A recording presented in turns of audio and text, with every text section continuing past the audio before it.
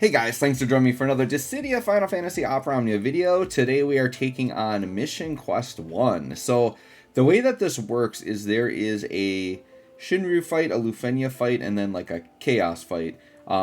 And they are Lockout and then also have specific requirements. Now the Lockout to me isn't that big of a deal because the Lufenia and the Chaos fight, like those are just easy. Like you can just get those with whatever. So what I recommend you do is you get the Shinryu done first, and then you just piece together what you have. As long as you have the proper weapon types, it should be fairly easy to get at least the first two done. But yeah, the third one, if you're not a veteran player, you might not have the box to take on all of this, right? So what they're asking for here is they wanted a heavy sword and two unique weapon types. So when looking at my box, I felt like this is probably the best team you could bring. These are all Echo characters, right? So we've got Core, Sherlotta, and Zack. Zack can act as your tank and main DPS. Core is going to be doing the off turn. Sherlotta is going to be our main support. It's actually a pretty nice little team build that we put together here, right?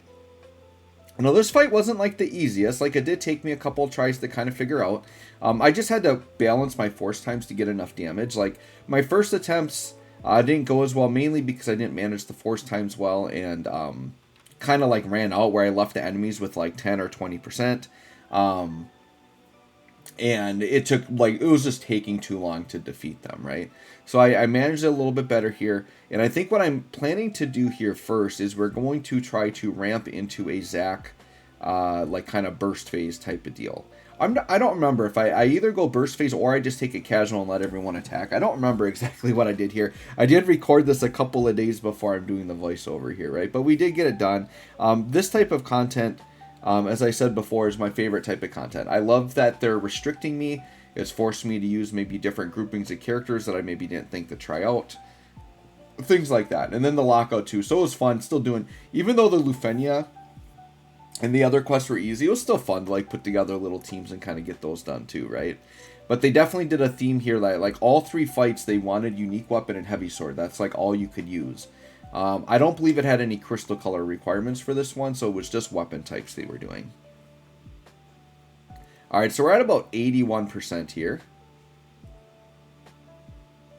I did find it very odd, though, that, like, Rem was locked out of this. Because, like, this launched on Rem's event, and then you can't use Rem on it. So I did find that very unusual. Rem was very good in the Dimensions and Transcendence fight, though, so that was good. But yeah, I kind of figured they would make her usable here. I don't know why it didn't require Dagger, so it's kind of weird. And actually, yeah, Vaughn, like, this locked out Vaughn, too. So it's like, the two main banner characters were not, like, used on this fight. So maybe they did that intentionally because they want you to pull on, like, previous banners. I don't know. Kind of interesting, though. Alright, so we're about to go into force time here. Yeah, that Cobalt wall, that can catch you, right? So a good thing we had some mitigation there, but yeah, that can kind of hurt. And this is something I didn't notice from a previous run. You can see he loaded us up with debuffs and took off all of our buffs. So my Oath of Absolute Defense is gone. And that caught me by surprise. Because in my previous runs, I had always had like a Raijin effect up or something, and I never got the debuff. So I didn't even realize he did that. So I kind of like was in a mode here where like I wanted to go to force, but now it was like, well, I kind of want to get my Oath back up and stuff first. I needed to kind of reset up really quick. So I actually don't think I go into force right away here because I wanted to deal with all of these debuffs. And then I had to be like, all right, well, I guess I've got to, I guess I got to take care of this. Yeah, because there's two ways that like you can avoid these debuffs, right? If you have like a Raijin call or something like that, that can work. Or the one thing with the mission quest is you are allowed to bring a friend unit. And the friend unit does not have to match the weapon type. So you'll notice I have an Aerith friend. So what I had done on a previous run was I believe I had brought in Aerith and used Steel Evil, and then they couldn't debuff me, right? So there are definitely ways around it. And it's not like these debuffs aren't like devastating. I think the more devastating part about it is that it wiped our buffs away, actually. That to me is the worst part about it. Because yeah, I got to reset up. Like, we don't have anything. So I'm like desperate. The nice thing is their debuffs aren't framed, so we can very easily like buff over those if we need to. And they're only like 3 turns, so you could just use like a bunch of instant turn stuff to get the debuffs off of a character if you really wanted to, right? Like you could do AAs and stuff like that just to wipe them. But yeah, my first priority here is, alright, we got to get Oath back up. Luckily, it doesn't do anything to our burst effects, but it's like, yeah, I feel like we're kind of wasting time here. And then the other thing is that I noticed that the boss is kind of aggressive, right? Like, when their force gauge is high enough, it starts delaying us. So that's why Zack's force is actually pretty good for this, because you get like good gains when Zack is attacked. So I did kind of like that. And so a good strategy here. So what we do is I think we kind of do two separate strategies in this video. So I would say if you're going to focus on like Core or Zack's FR and like let the enemies attack a lot, you actually want to like hit your force before they get to theirs, but while they're at like a higher threshold. You want it to the point where like you're delaying your own turns. But you can see here when they're in their force, like you take a really nasty poison. So you do want to make sure you cancel that out. So I did decide to go into my force here, because I'm like, all right, just having Oath on Zack is probably enough. And then what I'm going to do is I'm just going to echo a couple times and do a Zack burst phase. So this is going to be like the aggressive version of it, because what's going to happen is Zack is going to cancel out the force time, which is going to stop the poison and it's going to stop the delay. So we're going to take a more aggressive approach here, right? And then what we can do later on is we can go into a force. Intentionally, we'll go into it while they're at a higher threshold on their gauge, but not in force yet, so we don't completely cancel it. And then when we're getting delayed, we can let them attack Zack a whole bunch and build up our gauge really fast. So this is going to be a really good strat here. And then here I thought bringing in Aerith, the Aerith friend, we can just double echo and then get Aerith's burst effect up. And to me, that's totally fine just swapping out Sherlotta for that, like flat out. I thought was a really good idea. And then we'll have that. And then we'll have her like follow-ups for the Zack burst phase as well. Now, Aerith, I don't believe I have enough time to get her overhead like fully built up. But she still does damage with her off turn, which is fine. So yeah, the Aerith friend is nice for this little combo here. Double echo, drop a BT effect. Which is what we do. And then, yeah, we're just going to echo a couple times. And with Zack, we're going to go into burst at like turn 8 or turn 7. And then just like Zack kind of cook and do a bunch of damage, right? Kind of do his thing. And then the enemies come out. The thing is this boss is pretty tanky. You can see they're still at 92%. So I think that's what I was kind of struggling with my first runs was if you don't manage the force correctly and you just think you're going to get it done in one force, that might not happen. And you got to make sure you leave yourself more force times to finish them off. This one, I believe, took me 2 force times. But I could definitely see this taking 3 or 4, depending on like what your team comp is, right? And what type of forces you're using. Because, yeah, the boss did seem very tanky to me. So now with Aerith, I believe I'm going to drop a Seal Evil here. I think. Oh, no, I decided to ramp. I probably shouldn't have done that. I'm trying to remember why I decided. Oh, I ramped because I wanted to charge her thing. Yeah. See, what I should have done. I mean, it is nice to make her overhead better, but I think I probably should have just hit Seal Evil first. Because now Zack's going to be only on like turn 6 for the burst phase. And I do believe I have him packed with a Rain's Call to get launching. I don't remember if I forgot to use it here or not. Let's see. Yeah, I decided to go in because I was already... Because I think I did remember that I had Rain's Call, but I was already down to turn 6. So had I used Rain's Call, I would have gone down to turn 5. And I feel like I would have wasted like too much of it. But it's okay. We definitely do... Like, so this could be optimized more, right? If I had set it up more properly where like... Say Aerith was fully built up and we're able to use Rain's Call and still go in on turn 7, then I think we maybe could have actually done a lot more damage to this guy because we're doing this now without launching. But we still have the core follow-ups and we have the Aerith follow-ups as well. But yeah, that's a nice little shot right there. What, 26 mil we just did? So Zack can pack in some good damage. And then we got the Apocalypse. So yeah, the goal here is to at least get him below like 50%, right? And then yeah, Aerith, I mean now Aerith is full, so yeah, she's popping off good follow-ups, so sure, we'll take it. We'll take it. And then my plan here is when my force gauge is at 1, we'll do the FR attack and see how much damage we can get Zack in one shot here. But Zack does deal very good damage. He's a very good damage dealer with being a tank. He's a very valuable character, to be honest. Very good character to have in your box. Because even though he doesn't counter tank, he still is like an unkillable type of tank. And has really good on-turn damage to back it. Yeah, so we're definitely going to have them below 50% here. So my thought is, all right, that seems good enough to me. And then my plan is on the second force, we're going to try a more defensive approach because I won't have a burst phase to go into. And so we're just going to try to time it so that we pop it when we're getting delayed. We want to do it when we're getting delayed so that the enemies get more turns.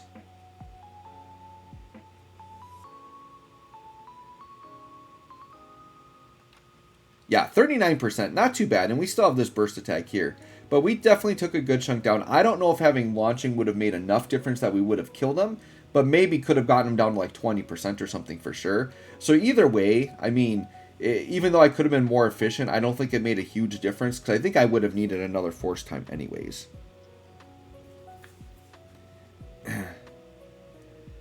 So now it's just a matter of let's ramp into the next force.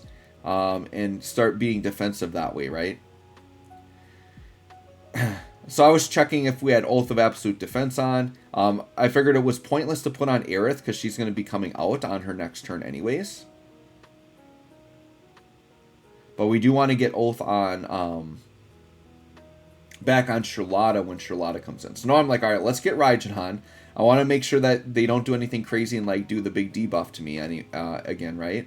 This also, I forgot to mention, has elemental lockout. So ice and earth are the only safe elements here. So you saw when Raijin came in, we gave him a bunch of brave, but it's fine. His debuff still applies. That's all we really wanted there. And we can very easily reshave that. We've got all of our buffs back up again. So we finally recovered from that debuff debacle. And then, yeah, Zack's EX. It's a pretty good button to press. Like pressing that button for sure. But yeah, this is... I do like this because Zack is a character I hadn't used very much, and he is ridiculously good. It's just, yeah, when I've got Rex and I've got Tifa, I've got all these other damage dealers, I usually just kind of pick my favorites and pick ones that I think I like a lot. But Zack is definitely a great unit, so glad that we have these lockouts to bring these units back out. I decided to drop the Seymour debuff down because that's going to be a 30% HP up because the enemy's below 50%. So I figured that's a pretty good time to drop that. Now you can see the enemy's ramping quick, right? They're keeping up. And now we are getting delayed. So at this point, I'm like, all right, we need to ramp into force. The unfortunate part is like the delay part now makes things feel a little bit slower. We can still stay in front of the enemy, but now instead of instant turn, we actually get pushed back. So Sherlotta, it's going to take a while to ramp, but we still can ramp. And then, yeah, I do still have the Rain's Call. I could have maybe used the Rain's Call there to, like, pull Core up or something. That maybe wouldn't have been the worst idea, to stay in front of the enemy. But we almost got him to his last threshold. And I definitely, like, my goal is to get his last threshold done before the Raijin falls off. Because I'm pretty sure that threshold is the type of thing that would do my buff wiping, right? Which I don't want. It might not be. I don't know for sure because I think I stopped it here, but... that was just what I was thinking in my head, right? Like, keep the Raijin up. Make sure that they don't put a bunch of nasty debuffs on me. We got Sherlotta's staff fully built up, so, like, I'm feeling pretty good here. I'm just trying to ramp with Sherlotta as best as I can, even though she keeps getting delayed here. But we should be good. We should be able to get in just before he gets his. Which is good. It's what we want. So here I actually don't have to ramp. I can just do an attack. So I think I LD here, yeah, just to get some more stacks. That way during force, Sherlotta's going to have a lot of her HP, her Chuck staffs ready to go. Because that's her best damaging move, right? Alright, and then Core can just do something, and then we go into Zack FR. And I think we are able to get it just in time. And I decide I can Reaper Scale here, because I know I'm going to get pushed back. So I decided to do it, because I did want to pass turn. But I knew he'd get pushed back, and luckily he's at 98%, so that worked out perfect. Because I don't want to cancel their force. I actually want to go into mine while theirs is high, so that I will still get delayed. Because if we cancel the force, then we don't get delayed anymore, and it makes this less effective. So this is kind of nice, because in this video, you see the two different strats. We did the offensive strat for the first burst. Now we're going to do the defensive strat.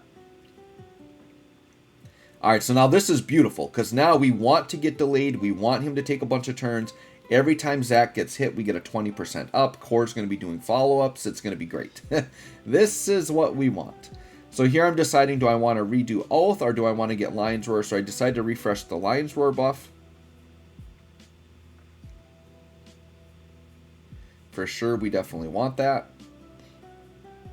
Get delayed. Alright, so now watch what happens. When the enemy attacks, we're going to get some pretty good gains here. And Core getting the triples now, by the way, on the all attacks. We have Oath on everybody, which is really nice. And then Zack just tanking like a boss, we get 20%. So now every time they attack, we get 20%, which is good. And we get a little bit on turn with our attacks as well. So we'll definitely take it.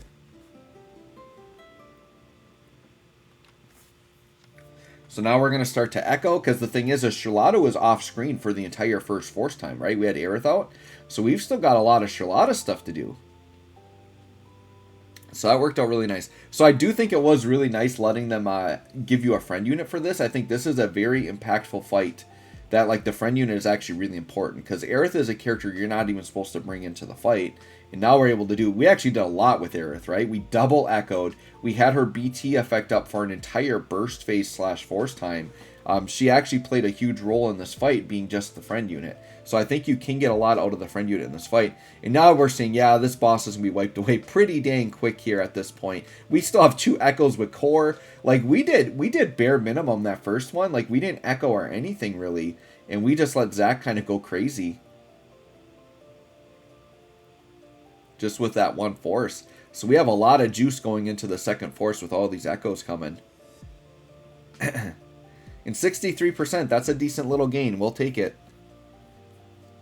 And then now the boss at this point is pretty much annihilated. We've got too much gauge going. The boss is like taking every other turn here, which is really nice. We keep getting delayed, which we like. Keep buffing up our gauge 20%. We'll do another echo.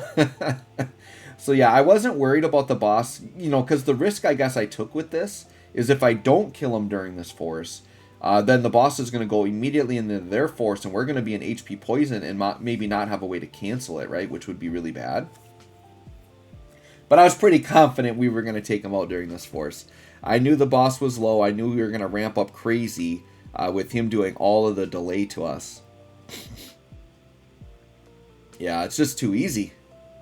Too easy when you want to keep attacking me and being really aggressive. I like that. So even with one enemy, it actually works out that this boss is aggressive enough. Unfortunately, we get breaks every now and then. And the breaks push him back. The best fights are like triple enemy, super aggressive, delay turns, can't be delayed. Like, those are awesome for these defense comps. Or the defense-based FRs, right? Oh, look, we got another echo. Like, our force time's just never going to run out. We just keep echoing. No reason not to go all out here. We know we got him. So yeah, you guys can let me know what you did for this fight. Now, this isn't the team you have to use. You definitely can get it done with other combinations of characters. Like a character like Sice, I think, might be really nice here. Like, she's got nice off turn. She has an FR, right? Like, there's definitely other options. But I think if I'm just looking at what team is going to be the most overpowering, easiest to beat this fight, it's probably this.